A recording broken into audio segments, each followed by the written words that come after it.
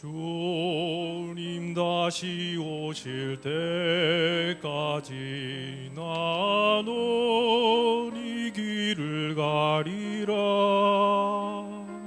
좁은 문 좁은 길 나의 십자가 지고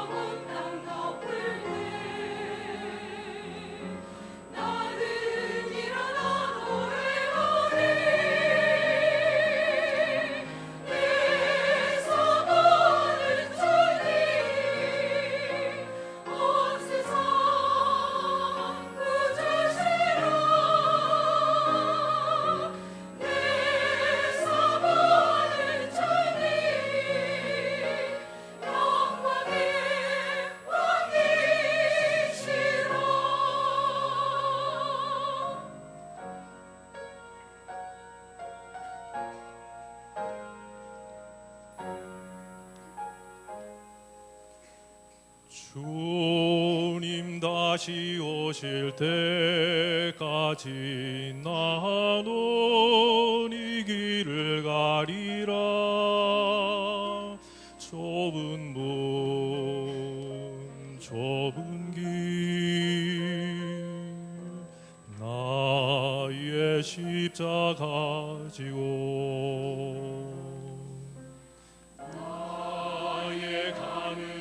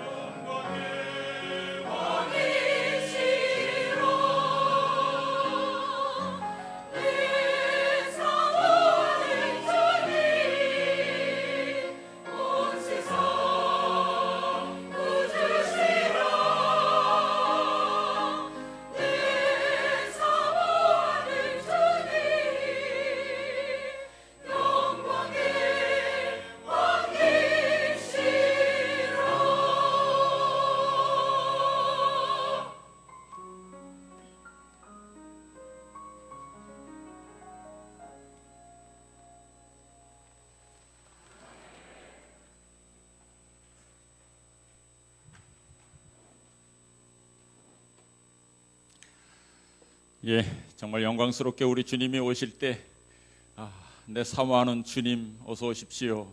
주님은 만왕의 왕이시고 온 세상 구주십니다 라고 찬양할 그날의 그 찬양을 오늘 이렇게 맛보여 주셔서 감사합니다. 오늘 제가 태교원교회 와서 첫 성찬식을 거행하게 되었습니다. 세종 예식을 할 때 이렇게 많은 사람이 어떻게 할까 했는데 아주 질서 있게 참 은혜롭게 또 우리 어린 학생들도 아주 기쁜 마음으로 다 참여하는 것을 보고 참 감동이 있었습니다. 어느 교회는 이 성찬식만 하고 세종 예식은 하지 않는 교회가 있죠. 그들에 대해서 우리가 뭐 비평할 필요는 없습니다. 성경에도 사복음서에 보면 마태복음, 마가복음, 누가복음에는 성찬식 이야기만 기록되어 있습니다. 세종 예식은 기록되어 있지 않죠. 요한복음에만 이 세종 예식에 대한 글이 있습니다. 그러니까 다른 교회는 마태, 마가, 누가복음식 성찬식이고 저희 교회는 요한복음식 성찬식이다 이렇게 생각하시면 될 것 같습니다. 오늘 제가 처음 인도하기 때문에 세종 예식에 이어서 기초적인 성찬식의 의미에 대해서 좀 말씀을 드리려고 합니다. 이런 말이 있죠. 유행하는 말 중에 달걀 껍질을 자신이 깨면 병아리가 되고 남이 깨면 프라이가 된다.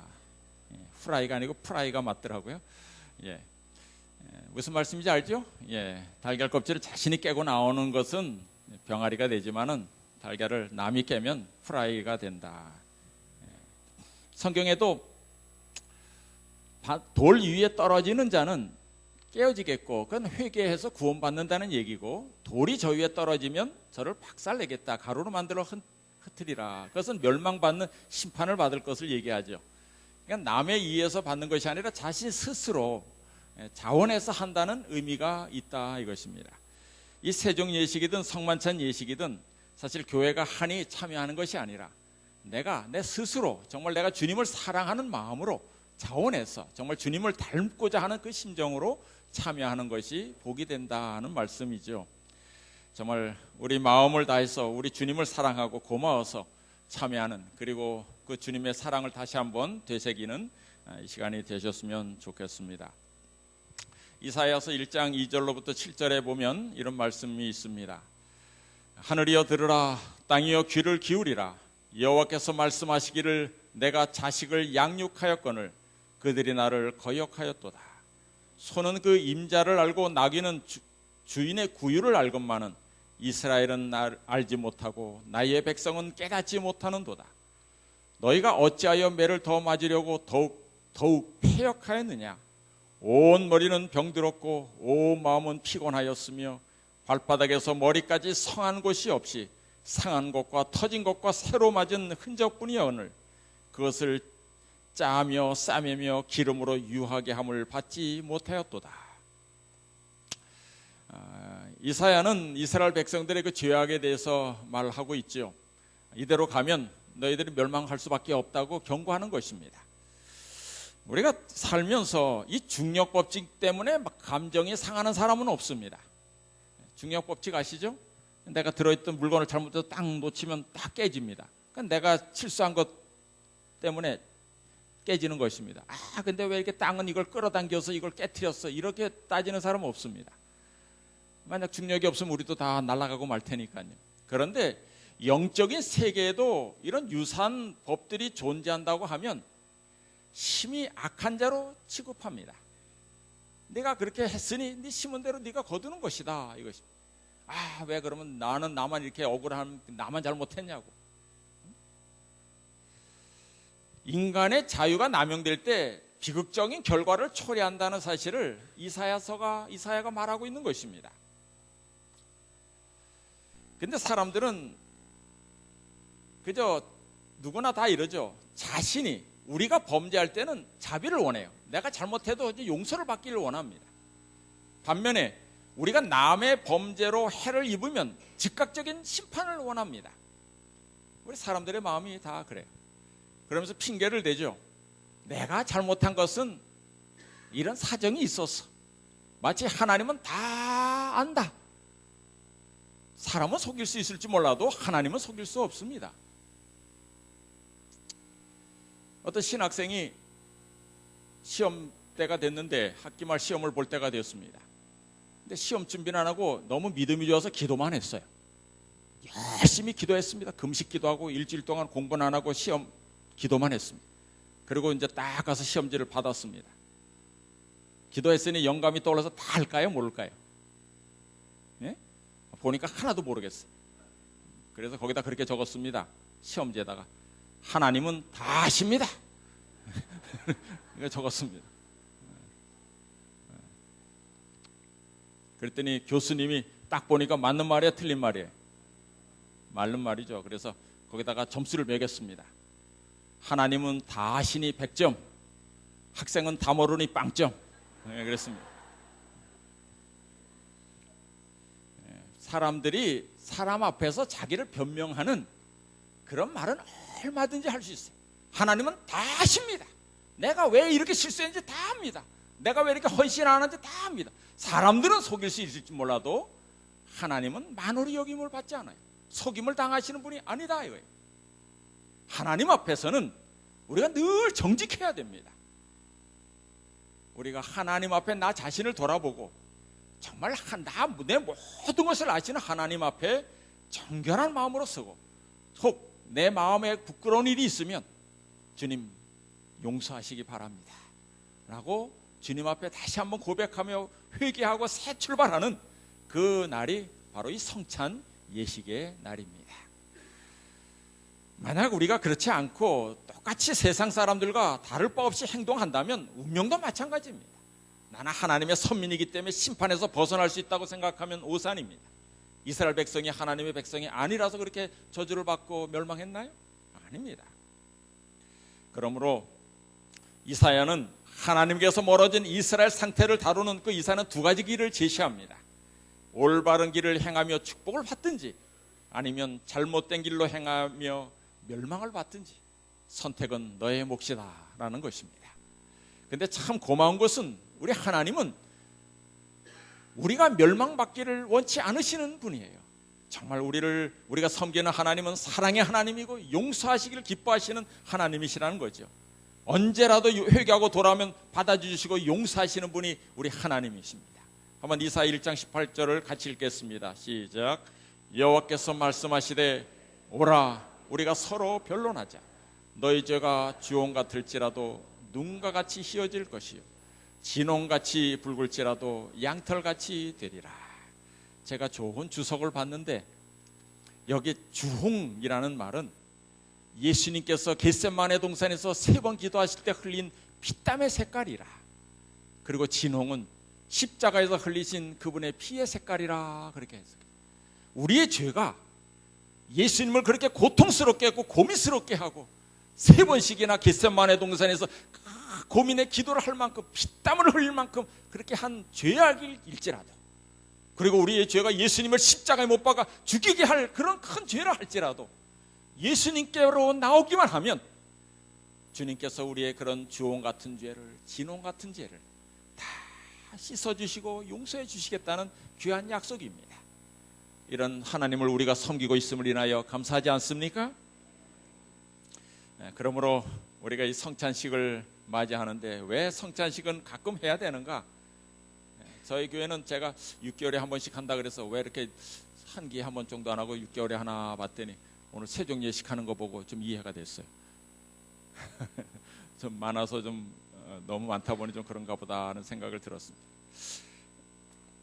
여러분 이 전 세계 8,000m 이상 되는 산이 몇 개나 있을까요?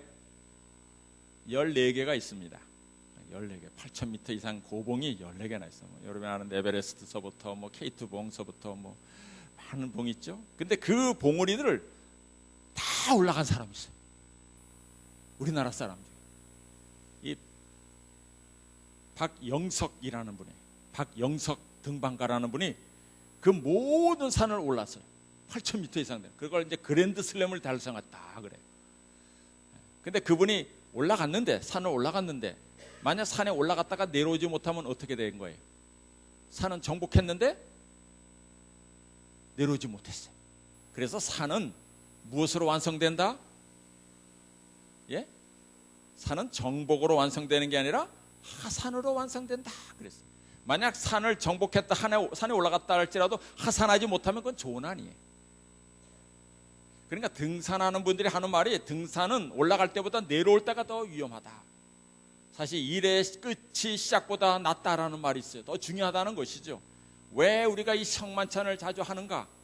우리가 신앙을 시작했지만은 그러나 우리가 살면서 너무나 자주 넘어지고 무너지고 또 죄악에 물들고 실수를 범할 때가 많이 있어요. 그래서 우리가 마지막 가는 그 하산하는 것 같은 그 신앙길도 정말 조심해서 살피면서 할 필요가 있다는 것이죠.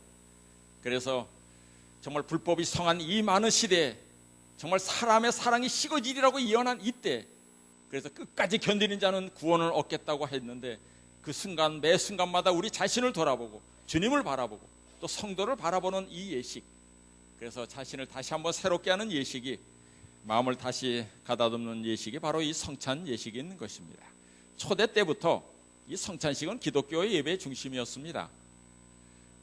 성만찬은 기독교가 탄생할 때부터 오늘에 이르기까지 기독교 예배의 중심적 행위로서, 이것은 하나님의 백성이 그리스도를 다시 뵙고 경험하며 주님과의 계약을 새롭게 다짐하는 예전이다. 마치 우리가 결혼을 했지만은 결혼 기념일 날 서로 만나서 다시 한번 결혼 기념일을 하면서 결혼의 그 언약을 다시 한번 되새기는 것처럼, 우리가 침례를 받았지만은 이 성찬 예식을 할 때마다 나를 구원하신 그 예수님과의 그 계약을 다시 한번 되새기는 그런 예전이 성찬 예식이다 이거죠. 근데 참 최근에 제가 아는 사실 한 가지는, 이 최후의 만찬 자리가 이런 식으로 된 걸로 알죠. 이런 그림도 있고 또 레오나르도 다빈치가 그린 그림도 있습니다만은, 하여튼 이렇게 한 자리에 쭉 앉아서 이렇게 있는 걸로. 그런데 특별히 이제 우리가 아는 그림 중에 레오나르도 다빈치가 그린 그림입니다. 여기 막 젊은 사람이 있죠. 젊은 사람 귀에다 대고 막 뭐라고 말하는 사람이 누구냐면 베드로예요. 예? 왜 베드로가 요한에게 뭘 말하고 있어요?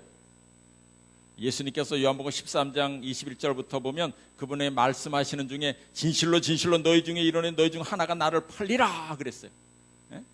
근데 제자들이 서로 보면서 네게 대하여 말씀하시는지 막 의심하더라 그랬어요.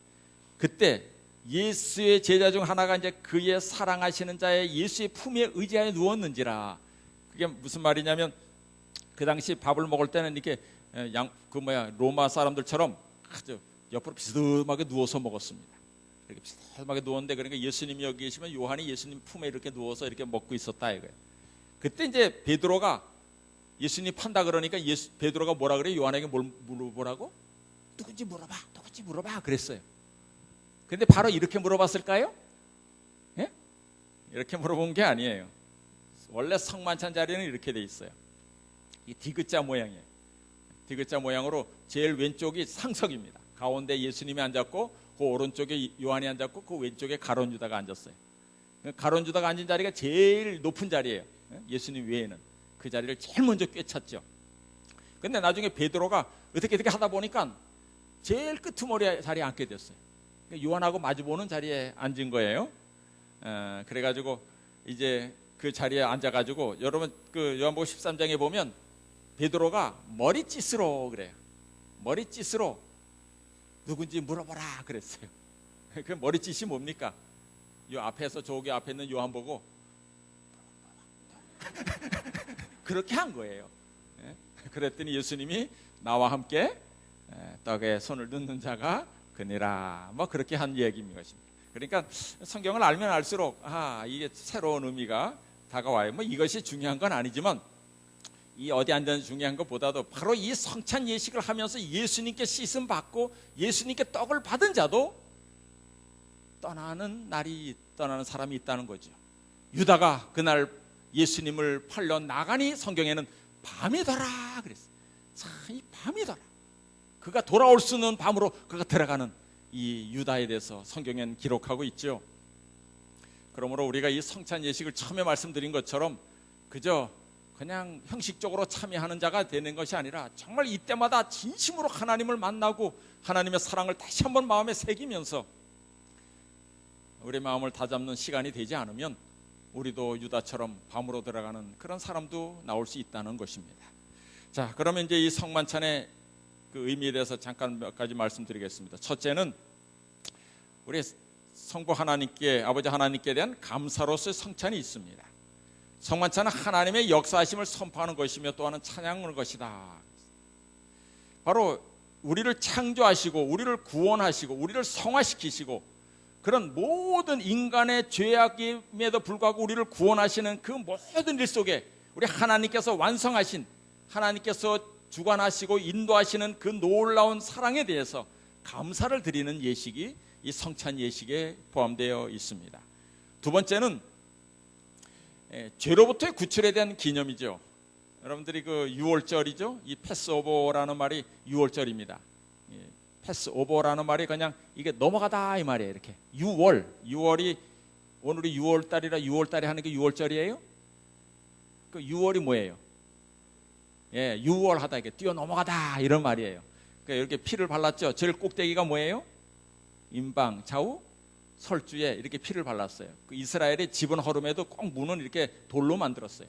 근데 위에 이렇게 피를 바르다 보면 우스처를 찍어서 이렇게 바르다 보면 밑에도 떨어질까요? 안 떨어질까요? 밑에도 떨어졌겠죠, 피가. 어쨌든 그렇게 피를 바른 집은 천사가 지나가다가 그 집을 보고 넘어갔어요. 죽이지 않고. 만약 안 바른 집은 들어가서 장자를 죽이고 그렇게 했죠.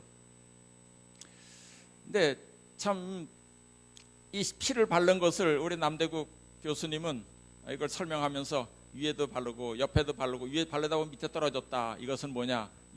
옆은 예수님의 양손에 못이 박힌 것을 나타내고 여기 위에는 예수님의 가시멸관으로 이마에 난 상처와 피를 나타내고 이렇게 하다 보면 떨어졌을 거 아니냐? 밑에 떨어진 것은 예수님의 발에 못 박힌 거기서 흘린 피를 상징한다.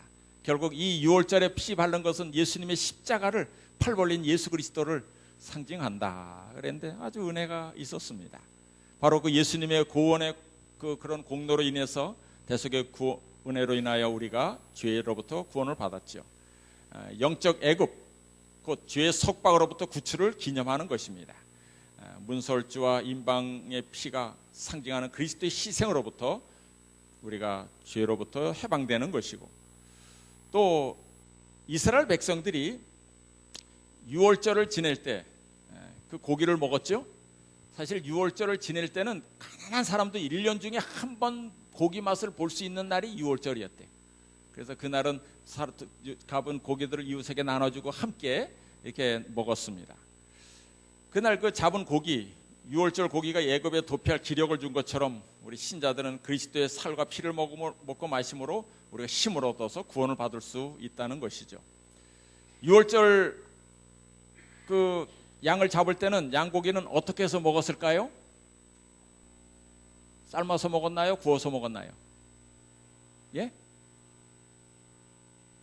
구워서 먹었어요. 요즘 말하면 바베큐를 해서 먹었어요. 왜 바베큐를 했을까요? 삶기 위해서는 솥에 놓아야 돼요.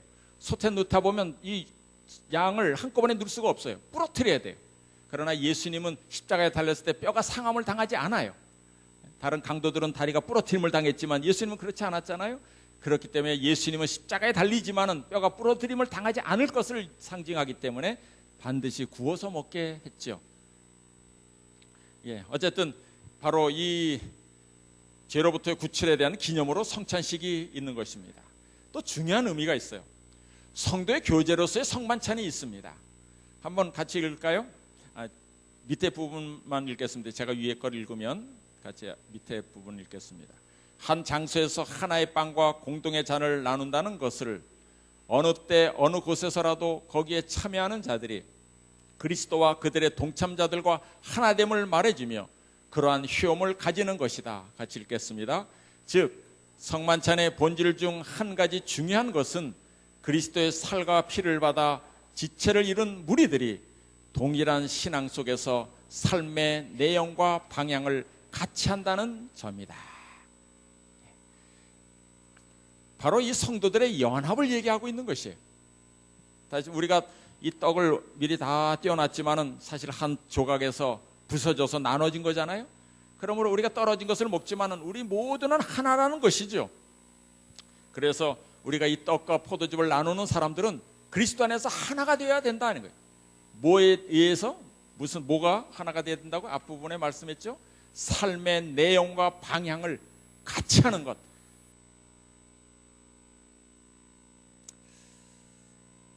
도원결이라는 말이 있죠. 우리 다 아시죠? 누가 한 결이죠? 도원결이. 도원이라는 말은 복숭아 정원에서 한 결의를 말해요. 바로 이 삼국지에 나오는 유비, 관우, 장비가 딱 모여서 의형제를 맺었어요. 그때 이제 이렇게 보면 손에다 피를 탁 잘라가지고 그릇에다 담아요. 그래서 탁 섞어서 담은 다음에 그 피를 서로 나눠 마시면서 우리는 이제 형제다 맺어요. 그래가지고 정말 끝까지 의리를 지키죠. 예. 사실 이 도원 결의처럼 우리가 이 성찬 예식을 참여하면 우리가 비록 그리스도의 피와 살이 아니지만 그것을 상징하는 이 포도즙과 떡을 먹을 때 우리는 그리스도의 피와 떡을 나눈, 살을 나누는 그런 형제처럼 우리가 살아가야 된다는 것입니다. 이 세상 사람도 피를 나눈 형제는 정말 죽기까지 충성을 다하면서 의리를 지키는데 말이죠. 우리가 그리스도의 피와 살을 나누는 형제 자매라는 사실을 잊지 말고 우리의 삶 속에서 우리의 방향을 같이 하고 어려우면 돕고 정말 내 가족처럼 내 형제처럼 피를 나눈 형제처럼 자매처럼 그렇게 살아가야 된다는 것이죠. 또한 이 성찬 예식에는 시대소망 659쪽에 보면 그리스도의 재림을 가리킨다 그랬어요. 제자들의 마음 가운데 이 소망을 생생하게 간직하도록 하기 위하여 계획된 것이다. 그러니까 이 성찬식을 할 때 꼭 옛날 예수님께서 십자가 돌아가신 것만 기억하는 것이 아니라 재림을 기다리는 예식이다 그랬어요. 왜 그랬을까요? 예수님께서 특별히 하신 말씀이 있어요. 마태복음 26장 29절에 보면 그러나 너에게 이르노니 내가 포도나무에서 난 것을 이제부터 내 아버지의 나라에서 새 것으로 너희와 함께 마시는 날까지 마시지 아니하리라. 예수님께서 승천한 지 몇 년이 되셨습니까? 예? 아직 2000년은 좀 안 됐어요. 그죠? 애들 31년에 승천하셨으니까 2000년 되려면 2031년이 돼야 돼요. 예? 그렇지만 예수님께서 하여튼 그 승천하신 이후에 지금까지 뭘 안 드시고 계세요? 예, 포도에서 난 것, 포도도 안 드시고 포도즙도 안 마시고 있어요. 누구를 만나기 위해서?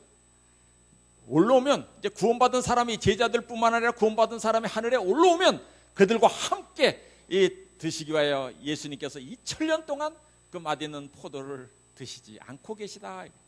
물론 예수님은 그 야곱이 라헬을 사랑하는 마음으로 7년을 수일같이 보낸 것처럼 우리를 너무나 사랑하기 때문에 2000년도 1000년을 하루같이 2000년을 이틀같이 보내셨을 것이라 생각되지만 그러나 주님이 우리를 기다리는 마음으로 그렇게 하고 계시다는 거예요. 제자들이 이것을 알기 때문에 이 성만찬을 할 때마다 우리가 예수님을 만나면 우리 예수님과 함께 할 거야 하는 생각 속에서 재림을 고대했다 이것입니다. 그러므로 이 성찬 예식에 대해서 우리 교리문답에 우리 교회 기본교리 책에는 이렇게 돼 있어요. 하나의 문제점이 있다. 오늘 교회가 성찬식을 가질 때 항상 그의 죽으심과 희생만을 강조하고 기념하고 있다는 사실이다. 그래서 성만찬 예배는 항상 무겁고 장례식 같은 어두운 분위기로 일관되고 있는 것이 사실이다. 그러나 너무 슬픔의 시간으로만 갖지 말라. 이 성찬식은 아주 기쁨의 시간이다. 왜요? 세정예식을 통해서 화해와 용서의 기회가 제공받았어요. 그죠? 또 우리가 피로 정결케 되었다는 보증을 얻었어요. 그리고 주님과 특별한 교제에 참여함으로 우리 모두가 하나가 되는 것입니다. 또 구원의 빛 가운데서 그리스도의 구속의 승리를 경축하는 예식이기도 해요. 그러므로 이 성찬 예식은 아주 기쁨의 예식이에요. 우리가 이 예식을 함으로 우리가 하나가 되었다. 우리 모두는 예수님과 함께 또 우리 유리바닷가에서 우리 성찬식에 참여할 것이다. 그 기쁜 예식, 그것을 기념하는 예식이라는 것입니다. 예. 근데 예수님께서 이런 말씀하셨어요. 내 살과 피를 먹어라 그랬죠. 그 당시에 기독교인들이 많이 오해를 받았습니다. 문을 닫아놓고 안에서 이것은 예수 그리스도의 피니 예수 그리스도 살이다. 그러니까 바깥에서 이렇게 들어보면 저들은 사람을 잡아먹나? 사람의 피를 마시나? 그래가지고 아주 미개한 사람들이다 이렇게 오해를 받았어요. 그래서 성경이 말하는 그 살과 피는 뭐냐면 우리 몸이 살과 피와 뼈도 있지만 이게 두 몸 전체를 나타내는 것입니다. 다시 말해서 내 살과 살을 먹고 내 피를 마시라는 이 말씀의 뜻은 그리스도를 온전히 받아들여서 살아있는 관계를 맺으라는 것입니다. 특별히 먹고 마신다는 말은 성경에서 완전한 연합을 의미하는 것입니다. 오늘 문 밖에서 구슬드리고 있는 예수님을 우리가 모시면 그분과 함께 들어와서 우리가 먹고 마실 수 있는데 오늘 우리의 마음을 두드리시는 예수의 음성을 듣고 우리가 주님을 받아들임으로 정말 주님과 함께 연합하고 우리 모두가 주님 안에서 하나가 되는 귀한 예식이 되기를 바랍니다. 사실은 요건 성찬볼을 꺾고 하면 좋겠습니다만 요걸 치워야 되기 때문에 미리 하겠습니다. 우리 성찬 예식을 위한 고동문을 좀 함께 낭독하겠습니다. 제가 하얀 글씨를 읽으면 노란 글씨는 여러분들이 읽으시면 되겠습니다. 이제 우리는 특별한 축복의 시간을 갖게 되었습니다. 우리가 떡을 뗄 때, 우리가 잔을 들 때에는 오 우리의 주님이시여, 그때 주께서 제자들에게 자신을 나타내 보이신 것처럼 이제 우리의 마음에도 주님께서 임재하여 주시옵소서.